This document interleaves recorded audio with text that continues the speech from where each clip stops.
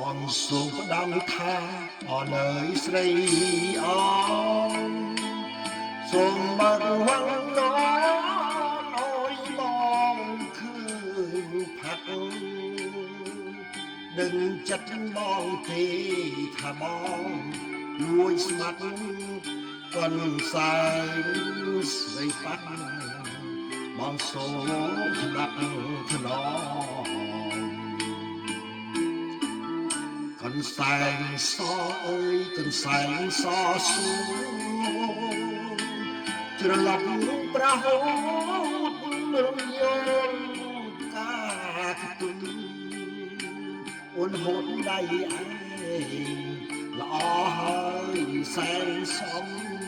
អូនស្រីក្រមុំផ្ញើមកអូយមកកូនសែងកូនសែងសូមអើយកូនសែងសូមស្រីកូនសែងស្ដីកូនសែងចំណងអបក្លិនជំបាបុកផាមានដងលើកថយម្ដងបងចង់តែយំ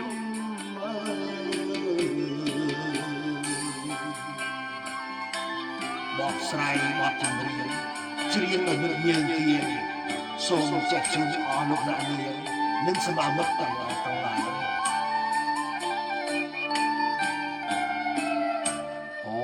កន្សែងសូត្រកន្សែងសូត្រអើយមានតែអ្នកហើយជាគូដំឯខ្លួនម្ចាស់ឯងគេពួនសំងំទុកអើយខ្ញុំយំលំមកសូមប្រាប់ស្រីទោះបីខ្ញុំស្លាប់ក៏មិនហ៊ានប្រាប់មកថាខ្ញុំស្នេហាប្រពន្ធស្រីអូស្មើនឹងបុកបតាតើ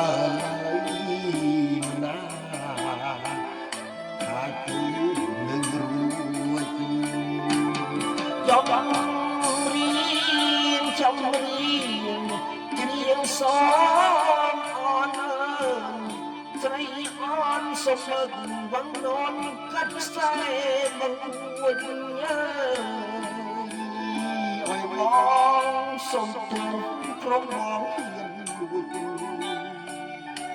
ចង់ចាត់កុំហួចផាប់កុំស្អែងស្រី